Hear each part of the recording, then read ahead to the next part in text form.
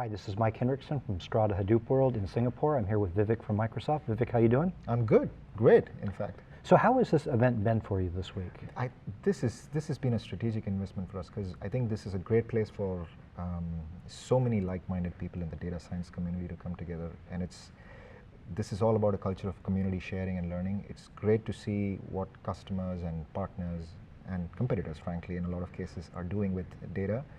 And it's also a great chance for us to share our own stories in terms of how we're helping customers digitally transform. So it's been absolutely fantastic. And you run the big data group here in Southeast Asia? I run the data platform and analytics business for Asia Pacific region. Asia Pacific, okay. And what does that entail for you? It really means helping customers balance hindsight and foresight. It's the way I would call it that way. Because in this region, I think if you think about IT maturity, over the last 10, 15 years, there's been a lot of IT investments in what I call core applications. And so that's brought together a whole lot of data.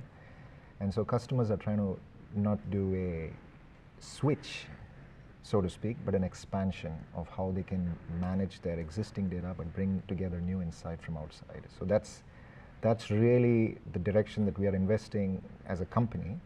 But that's also what we find as a differentiator, even for us. So is this part of that whole digital IT transformation that it is. People are, data's kind of at the center of that? Data's really at the center. I mean, any conversation that I do, whether it's a customer partner, by industry, it could be pharma, it could be banks. You saw a great story from insurance at the keynote. It could be agriculture, it could be connected cows, cats, pigs, whatever it is. Everything begins and ends with data now, because that's really, you can call it data as a new oil, data as electricity, but that's really the center of gravity around which more and more organizations are defining themselves and frankly differentiating. So I think it's really, really exciting. And so you guys then also are in a position to help a lot of these companies transform because they've been with you for really generations in some cases? Well, we've been an enterprise company for the better part of 20 years now. Mm-hmm. And so we understand the infrastructure piece really, really well. We really started the cloud journey almost 10 years ago with the early efforts that we did with what was called BPOS then, which was business productivity, and then moved to Office 365. We made strategic investments in Azure about 7 years ago. And so when you bring together, and of course, underlying all of that is security, which is basically the underpinning of anything that is cloud-based and data heavy.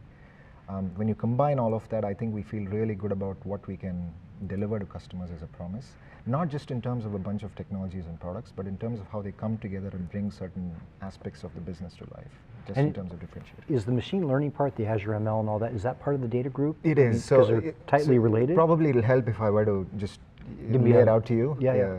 We don't have a whiteboard, but just picturize these three big blocks. So we have a very strong on-prem business. I'm not going to call it traditional because it's not traditional. It's actually doing really, really well even today. And then we have a whole bunch of investments we've made in the cloud. And then we have these, what we call use cases, which really speak to hybrid. Because any customer I speak to today does not want to make an either or choice. So this is not about a technology ultimatum saying, hey, move to cloud or else. So it's about making strategic choices of what you have today, which is your on-prem investment, and then balancing it with what you can bring together from the cloud. That could be things like machine learning, advanced analytics, data lake, the data warehouse assets that we built out, and all the open cross-platform partnerships and investments that we're making on the cloud as well as on-prem. And so that's really the point I made about balancing hindsight and foresight, right? So because you want to look at the past, but you also want to make sure you bring in new insight from the future using the predictive part of the analytics piece, and make sure that you kind of have a healthy mashup between the two. So that's the foresight, and is that the future of where you guys are really pushing hard? Yes, and in fact, I don't know if you were at one of the other talk tracks. There's a nice little demo that we have a whole investment around cognitive APIs. This is basically using vision, speech, text analytics, to understand everything from who you are, what gender, age group, your emotive state of mind. And then there's interesting applications that are in retail, in healthcare, in areas of national security. For instance, if you want to video scan a bunch of faces and then cross-reference that with a person of interest, for instance. And so there's all these kinds of new applications. The second thing is a big strategic investment around artificial intelligence, right? And everyone's talking about AI.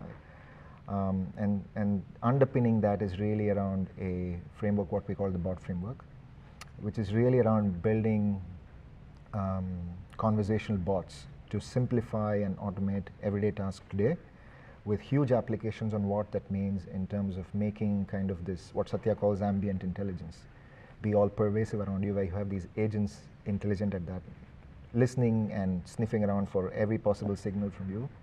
Almost sounds dystopian, but it isn't. Yeah, a little bit.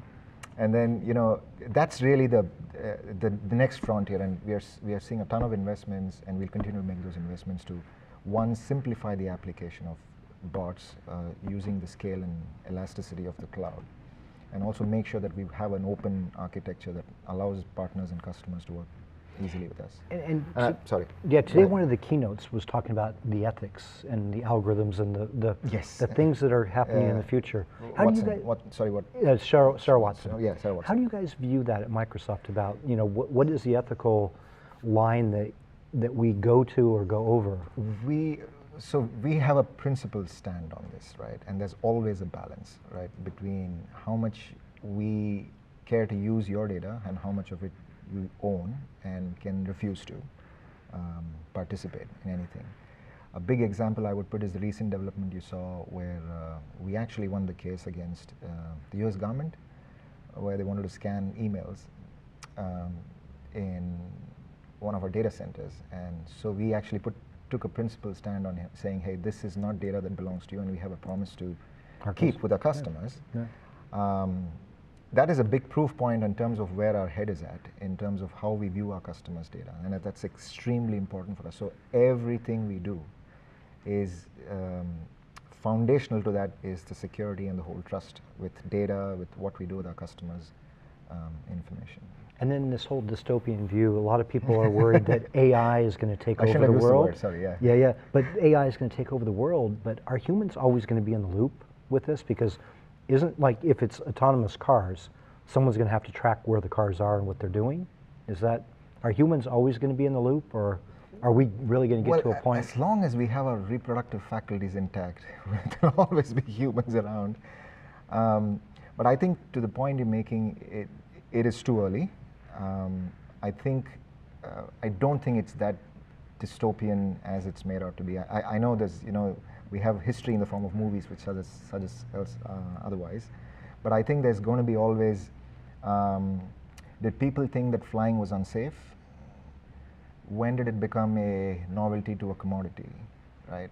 Or it would obsolete cars or obsolete Yeah, no, I'm saying any technology has always this, there's a FUD around it, there's always concern to begin with, saying, hey, how safe is this for me? What happens if blah, blah, blah, right? And then there's a maturity curve, as they call it, right? Which goes through, and then it slowly becomes commoditized and it becomes an everyday occurrence.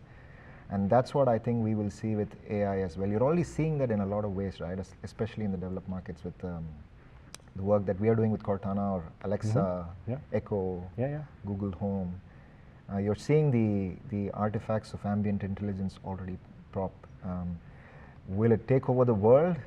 Like, for instance, would it woo my wife, for instance, or threaten my marriage, or make your life better? Like, well, yeah. So smart I think cities. Every technology is really the underpinning of all of this is really around, you know, how can we make, to the point he was making, how can we make people live longer, have better education, have better access to, you know, infrastructure, better food supply, better food supplies, better security, right?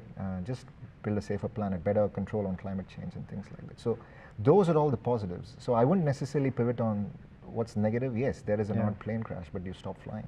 Yeah. I mean, exactly. Colloquially, I would put it that way, if that makes sense. Yep.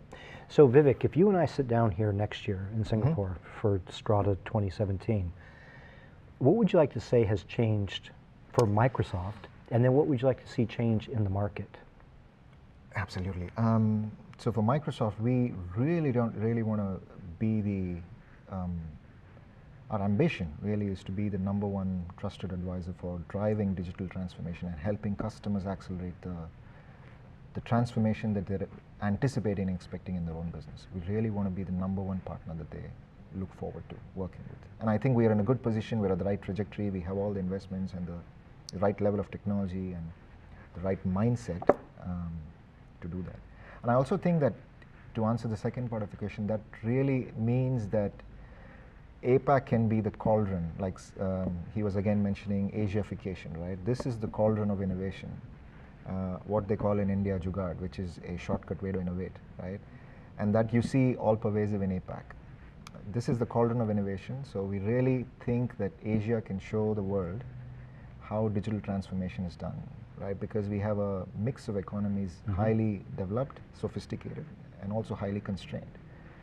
If we can drive, if APAC can show the way in terms of how digitally transforming businesses and lifestyles can change lives and make the world a better place, I think, and Microsoft is behind that, I think that's a great place to be in 12 months from now. Excellent. We look forward to that conversation Yep. in 12 months. Thanks, Thank Mike. you. Yes, thanks, Mike.